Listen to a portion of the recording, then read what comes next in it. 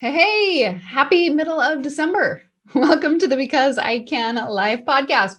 Because I teach a lot about e-commerce, I'm guessing you may be just finishing up your last minute gifts or orders to get out the door because we got deadlines. And our deadline is how fast the post office, our delivery service, can get our packages to our customers. But I hope you take a moment to just realize what you have done, how you are impacting people's lives come Christmas when they get to open up their packages. E-commerce. I know sometimes we sit behind the computer screen and we don't get to see people's faces as they open up their presents. We kind of live a little bit behind everything. So I just want to make sure that you take a second to realize the rock star that you truly are. You coming up with the idea, you getting the idea, you taking pictures and putting it out there into the world, and then having someone give you money to where you can ship that product to someone else. I think that's pretty cool. The whole process from thought until it arrives in your customer's hands. I commend you. I really do. There's a lot of people that get started in this and they stop doing it. You didn't. You kept going. So congratulations. Now, if you're thinking, I just didn't think I had the best cyber weekend and you're feeling a little bit flat, guess what? We've got a heck of a lot more holidays coming up. We got holidays in January. We got holidays in February. Easter, Mother's Day, that time period always seemed to be about the same that we did over the cyber weekend. So if you think all is lost and you have to wait another 365 days, I'm telling you what, my friend, nope. There's a lot more sales that can be made. And I am so glad that you are showing up so I can help you how to do that, show you how to do it. All right. So the other day I posted a story on my Instagram about how we sold a business. Yes, this is the second business that I have sold. And I decided to ask you questions about what you wanted to know when selling a business. So this episode is going to be me telling you pros and cons, how to do it. And then I'm going to be interweaving the questions that have come in through email, through DMs, and answer some of your questions. I really do appreciate it when you email and ask me questions. It helps me to be able to deliver the content that you want.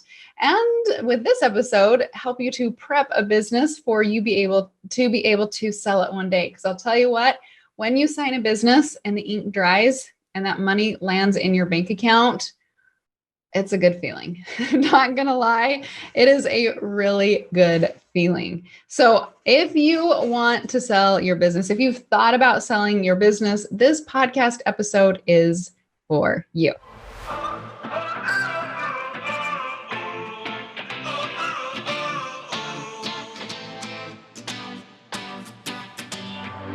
Let me start off first by telling you a little bit about the business. So I had a company called Pick Your Plum, which we have sold that. It was about 2.5, 3 years ago that we sold that company. And while I was running it, I felt kind of like I was a one-hit wonder. I don't know if you've ever felt that way. Maybe it's just me, but I felt like I was a one-hit wonder. Maybe I got lucky. And I had those, I call them stupid thoughts running through my head. And so I was like, you know what? I'm going to prove to myself that I can actually do this again. And so what I did is I took some pillowcases and I actually set up a little tiny business in my friend's basement. No, this isn't at my big warehouse where at the time we were in a 30,000 square foot facility, over 50 employees. I didn't use any of that. None, zero, zilch. I didn't want to confuse my people that I was doing something else. So I actually did this undercover, I guess you could say, where my face was not attached to it at all. Zero. My emails, I signed with my middle name. Nothing related to Alison Prince was touched in this business growth because I wanted to see if I could do this process without me in it and if I could get it ready to sell one day whenever I was ready. So we set up this business in my friend's basement and we used influencers. Why? I'm a big fan, if you can't tell, of influencer marketing. And I bought this small little printer and I bought these pillowcases that they weren't the best of quality, but it was the best for what I could find. I wanted to just test my idea. Is this product a viable product? I know you hear me talking a lot about how you don't need to have these big, brilliant Shark Tank ideas. And I was like, all right, let's try a pillowcase. What's, I don't know, more plain than a pillowcase? Everybody's got pillowcases, right? Everybody's buying pillowcases. So that's what I did. With some of them, I started to add personalization through a machine called a sublimation machine, just to test the product. Does it work? Can I sell pillowcases that are plain, like with some type of design, right? And then some with possibly a name on it. I wanted to test out that theory to see if it was right. Used an influencer. Within seconds, we had orders. And I knew right there, okay, this is it. We turned off the influencer. We messaged influencer, said, you got to stop. We got to make sure we can get these all out the door. And I think at the time it was maybe 50 orders. It wasn't anything big, but I didn't want to buy a whole bunch of inventory because if it didn't work, what was I going to do with a whole bunch of inventory, right? I always talk about ordering small. Test your idea. Make sure it works. Use influencers to drive traffic to make sure that what you're selling works. And then, of course, there's some things you can do if it doesn't work, but you just put it out there and you test it. We tested it, it worked. And I was like, woohoo, let's do this. Let's do this. So we started to build out the website. And what I want to do, give you a little background on it, is I'm going to first dive into the pros and cons of getting a business ready to sell and selling it. And then I'm going to talk about how we set up this specific business so that we could sell it one day. All right. So let me just dive in to the pros and the cons of selling a business. All right. Pros and cons. Let's dive into that. So some of the pros of selling a business is, well, you can sell it. You can get a big paycheck for something that you have been working on and that you have been building. When you sell a business, that means someone else takes what you have built and continues on with it, and then you get to start something new. If you are a builder, it feels like a breath of fresh air because it's something new that you get to do. And maybe it's something that goes in a new passion. And so you're ready to jump into that. Now, here are some of the cons of selling a business. You've built it. And so why not hang on to it? Because if you have the team structured around it and they're doing the work for you, it can become what's termed as the cash cow. When you're not in your business working all the time, but you're managing and helping other people build that business, then it can just bring you money every single day, every single month, however you decide to pull out your money. Another con is if you didn't quite sell it for exactly what you wanted to or enough to retire or whatever that number is, well, you're going to have to go do something else. So that can be a con as well. If you're already doing something and it's making money, the momentum's already going. Starting something new can just like throw you clear back to first base. So those are some of the pros and the cons. When I start a business, I always think, do I want to sell this thing? So with Pick Your Plum and the Pillows company, I knew that they would be sellable assets because it wasn't my face in there. And I'll talk about that in just a little bit. But with the company, with my name, Alison J. Prince, and the Because I Can life, I don't ever plan to sell that. Why? Because I'm very heavily involved. And I don't know who else would be talking in the podcast. I don't know. I haven't gotten that far, but I don't plan to leave it because it makes me so happy. And so I didn't necessarily set this one up to sell because I don't want to. I want to keep this one for as long as possible. Then my other business called How Does She? We started off with a blog. That one, we called it How Does She, not How Does Alison or How Does my two business partners, Shelly or Missy, because we wanted to have the option to be able to sell it one day. We've had some offers on it, but we haven't taken them because we really like what we have built over there and we continue to grow it, make money from it. All the systems are in place and we find joy in that. we could sell it. We set it up that way, but we've actually declined a couple offers just because it's a fun business. I love meeting with those two. I love seeing what that produces over there as well. So think about your business right now. Is it something, or the one that you're thinking about starting, is it something that you want heavily ingrained as your face, or do you want to sell it in a couple of years? And then you can start something new. As an entrepreneur, I usually have an itch to start something new every few years. Other people, they don't want to start stuff new. They start it once, they don't ever want to do that again. So think about your personality to see if selling a business would be a good fit for you. Okay, so the next thing I want to do is I want to dive into how to prep a business to be able to sell it. We got a question in from Missy, and she said, what should you have in place from the start if you think you want to sell it one day? Okay, I have 8 things. You can write them down, re-listen to this, but these are some of the things that you need to get in order to be able to sell it like a package. Think of it this way. Let's say you are wrapping a Christmas present and you decide to stick in 5 or 6 presents into one package. You're getting the wrapping paper out and you're wrapping 5 or 6 packages into one piece of wrapping paper. And then you go and you deliver it to a friend and you give them the package. And then you're like, but wait, I need to pull out package number 2 and 3, but you can have package number 5 and number 1. You see how that kind of gets a little confusing? And when people set up their business, they tend to do that. And it really makes it confusing for a purchaser to be able to buy your business. So for instance, you start mixing like a package, like your finances. You've got one business and another business and your personal, and all the finances are kind of muddled together. And they're all wrapped into one big package. It's going to be really hard to separate out the finances. You've got to do things separately. So just like you would wrap a present for a friend, you are building your business like a package. You only put in the package what goes in there. And it's a whole complete thing. It's not like, hey, I'm going to give you part 1 of the package today. And then in a couple months, I'm going to give you part 2 of the package. No. Grab it all in one. Make it pretty for them. And by doing this, here's a couple things. So number 1, you need to set up its own email account. Make sure it's got its own email account. You can run that through Gmail. If you want to make it professional, you can run it through G Suite, but it needs its own package. So if you're sending emails out from your own email account, it's going to get all muddled. It's going to get confusing. Set up its own email account. Number 2, Instagram account. Don't be running 15 businesses from one Instagram account. Set up its own Instagram account, its own login, its own branding, all of its own. Another one, a Facebook account, right? Pretty easy. Set up its own Facebook account. Okay, number 5, a domain. So a domain is your www. Whatever your business name is, .com.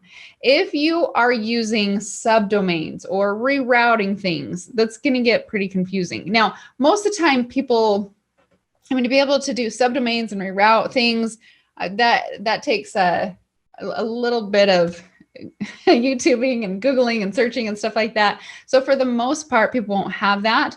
But when you buy your domain, just keep it pure. Don't attach other things with it. Just keep it pure so you can literally just send the domain to someone else. Sending a domain to someone else is a very, very easy process. And it's super non-complicated. And then you can even get on the phones. Like we have a lot of ours with GoDaddy. We can get on the phone with them and they walk us through step-by-step to be able to get the domains into our new buyers' hands. Another one.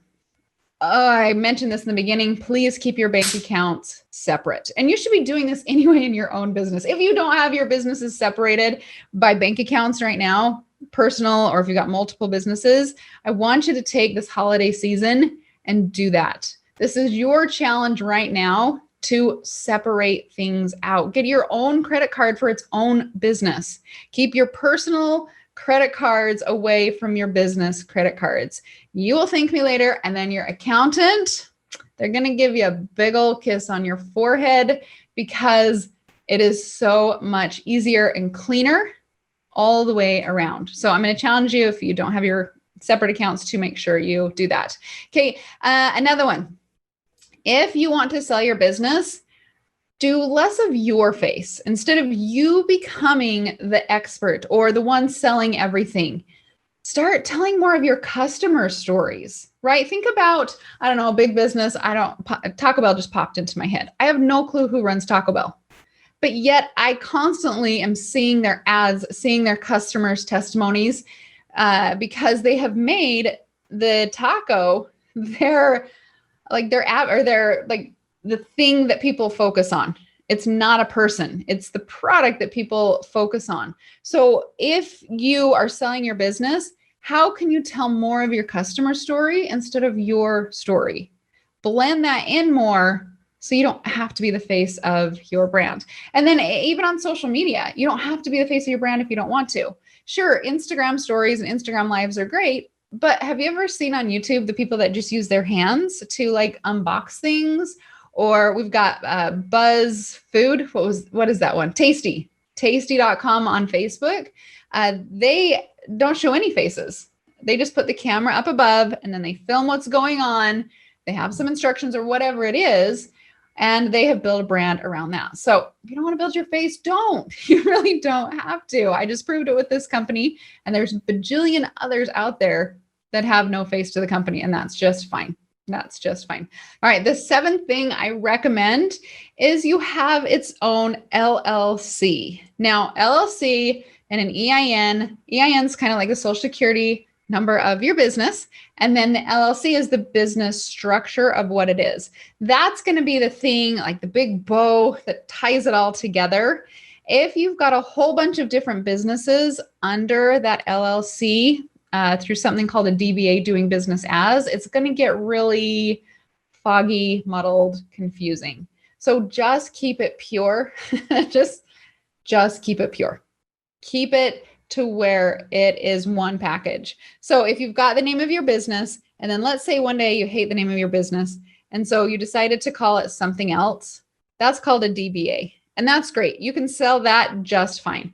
But if you've got your LLC and you have 5 different DBAs because you decide to run a pillowcase business and a candle business and a jewelry business, and you just want to sell the jewelry business, then the other 2, it just gets too confusing. So just keep it simple. And that's like a big thing that you're going to hear me say over and over again.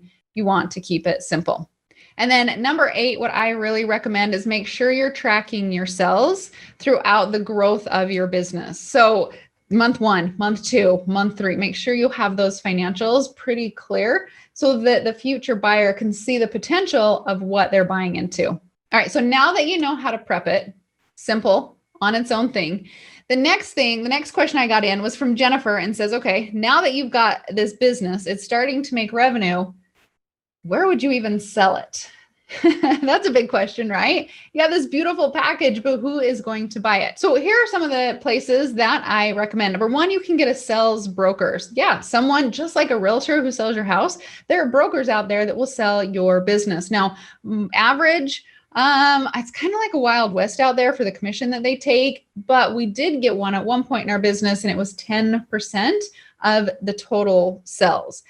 Or you can DIY it, kind of like a for sale by owner. And these are some of the sites that have been popular and we have found to be successful. So number 1, Craigslist, right? I know that's kind of a surprise, but yeah, Craigslist. If you live in Utah, there's one called KSL Classifieds. That's a good place too. Another one is a site called Biz by Sell. You can list your business over there. There is a Shopify marketplace exchange. And then there's also one called Empire Flippers. Now, we've had success with Craigslist, the KSL Classified, Biz by Sell, meaning success as we got calls in and inquiries. Now, there's one other place, one other thing, I guess it's not a place, but necessarily, but it's a thing that you can do, is you can actually call your competitors. What? I know, right? Who calls their competitors and say, hey, you want to buy my business? That sounds strange, but it actually works really well, especially if you have something that they can't get for a while. So for instance, COVID right now, it's hard to get some machines. It's hard to get maybe it's hard to get some inventory. So you could call your competitor and be like, hey, I know it's hard to get things right now. We're interested in selling our business. Let me know if you'd be interested. You might have the thing that they are absolutely in dire need of, and they are willing to pay a little bit more or buy it faster because they need the thing that you have. So competition might just be your greatest chance of selling a business. All right, next one. This is a big one. This one comes in from John Thomas. Hey, John Thomas. Tell Lindsay hi. I love working with those too. He's asking about the valuation of your business. How do you even evaluate what a business would sell for? So it varies. I'm not going to lie. And the bottom line is it's valued at what someone will pay for it. So, and I'll get a little bit more specific. I'm not just going to go gray on that one. So let's say you have a house in a neighborhood and your house, let's say it's worth $2 million, but every house in the neighborhood is worth $150,000. Are you going to get $2 million for your house? Probably not, because people don't want the most expensive house in a neighborhood, especially that drastic of a difference. And so the real price, the real value is what people will pay for it. So maybe that $2 million house, someone will pay $1 million for it. That's really what it's worth, what people are willing to pay for it. So when you're looking at your business, a good way to look at it, to see, just to give you a ballpark area, it's not cemented in stone, but a ballpark area is you're looking for 2 to 3 times what your business makes per year. So let's say you have a business that is making, let's just go easy numbers on here. You're making $100,000 a year, and you are putting $40,000 in your pocket each year from that $100,000 business. You take what you're putting in your pocket and you times that by 2 to 3 times. And that is the ballpark that you can list your business at. Now, you can go higher or you can go lower, depending on if you have inventory, if you have machines, if you have a staff. That's just giving you a ballpark of where it's at. And also what the market is demanding. In 2020, we have seen businesses move online and people really wanting to get into the online space. And so I've actually seen prices 3, 4, 5 times because it's more valuable. It is an absolute seller's market right now because there's so many people that want to get into the online space. So it's usually 2 to 3 of your net is the ballpark that where you start, depending on where, like I said, the machines, the inventory, things like that. But that just gives you a start in the ballpark. Now, let's talk about the inventory. Let's say you don't have a lot of inventory. Great. Let's say you do have a big inventory. So one of the things that when we sold our business, we actually had a full container on the water coming in, and we actually decided to include that into the price of the product.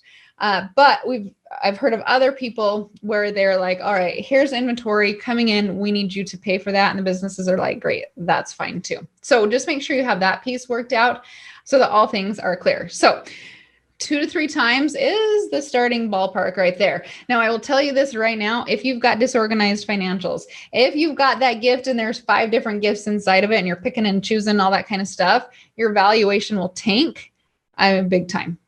Make sure that everything is clean, because then you can go out for a lot higher. Now, another thing that is really cool that you can work on is you can do seller financing, which is pros and cons on that too, right? So seller financing is, let's say your business, you sold a business and you sold it, I don't know, let's just do an easy number again of $100,000, and they don't have $100,000, right?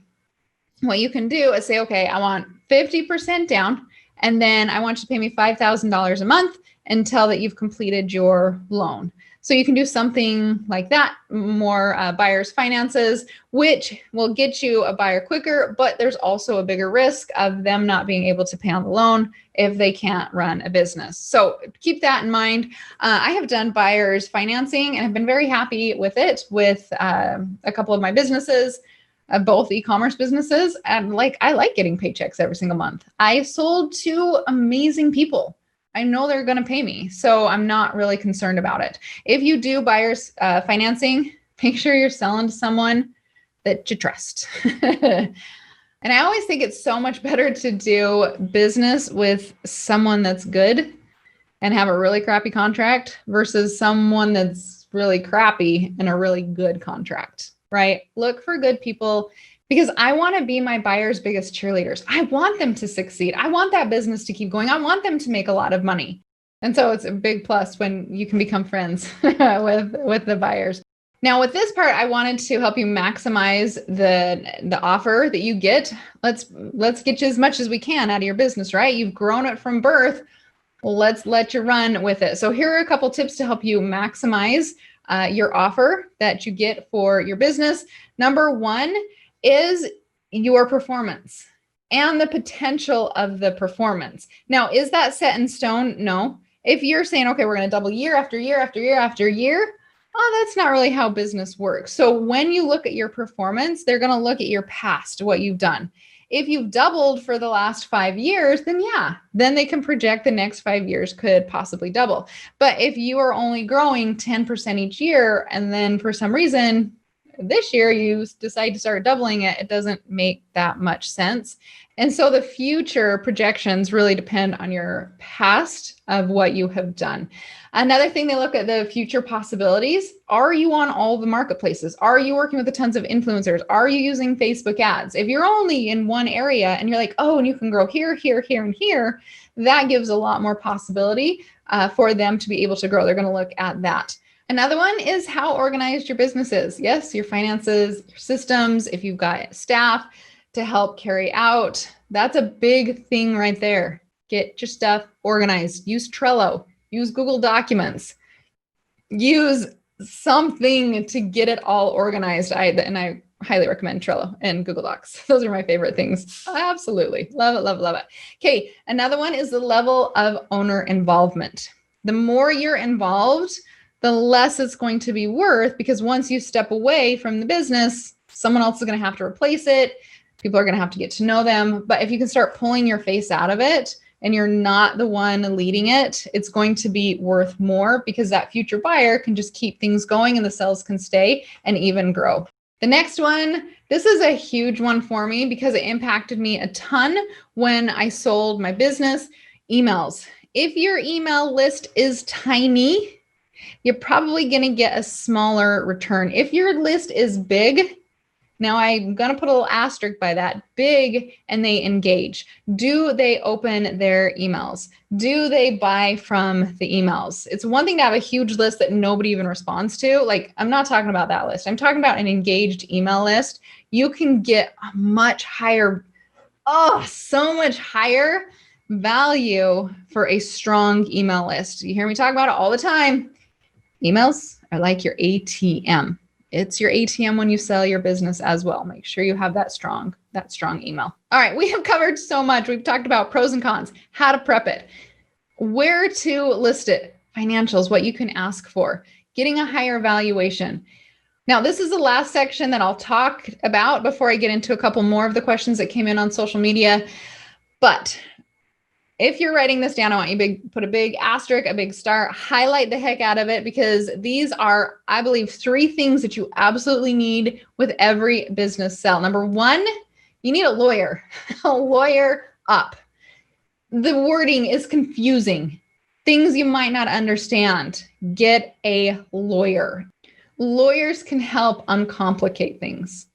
Get a lawyer. The second one, you're going to want to get an appraiser, just like you'd get an appraisal for your home.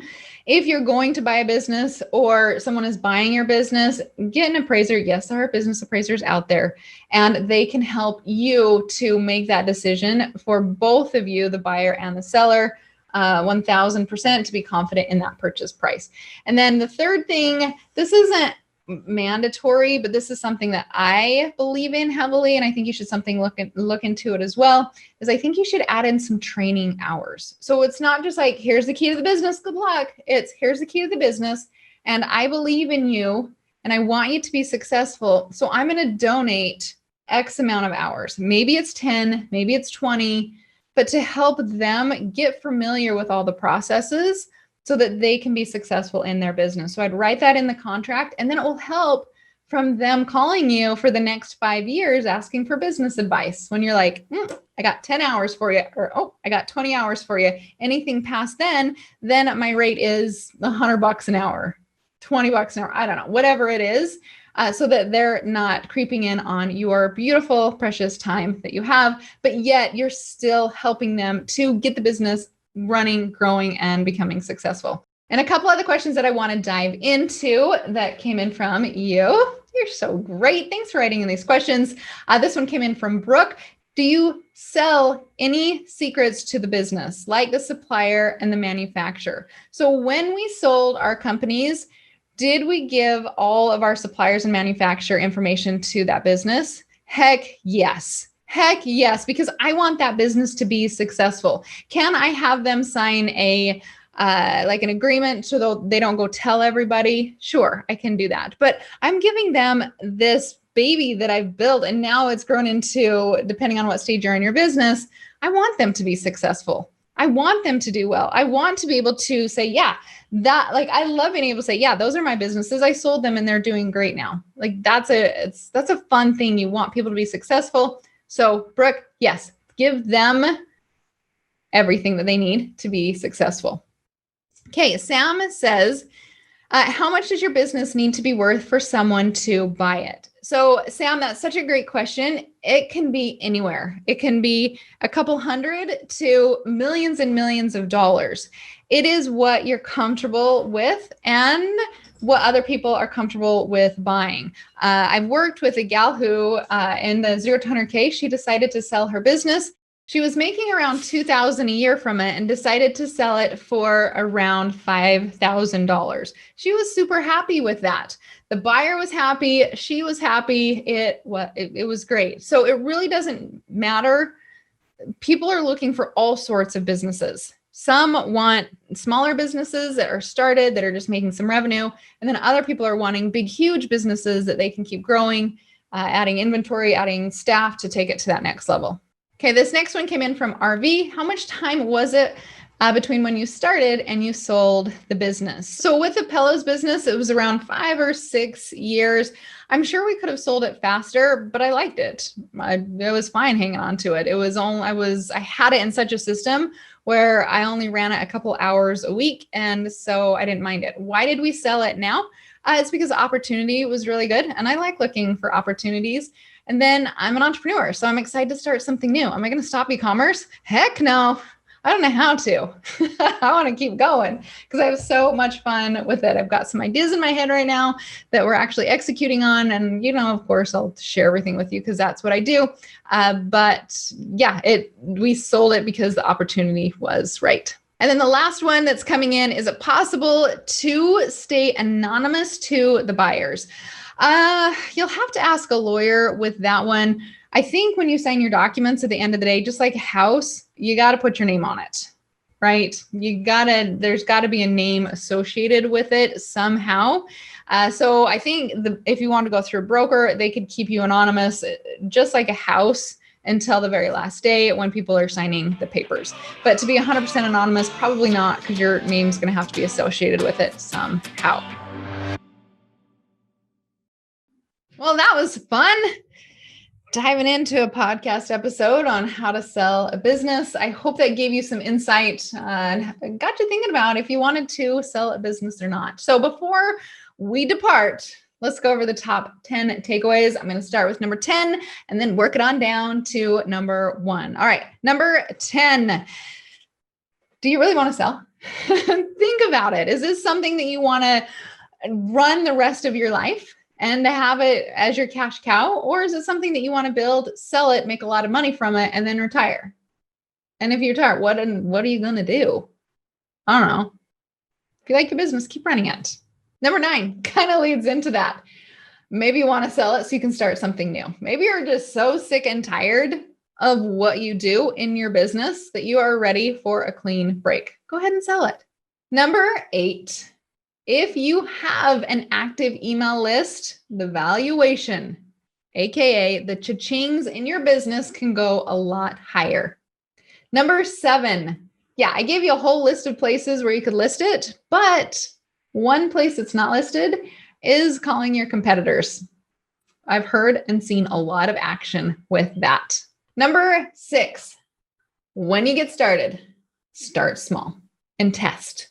Make sure, you may have this big vision of selling this bajillion-dollar business in the future, but if you don't start with something small and test it, you're probably not going to get to the bajillion-dollar sales value. So get out there and test your product.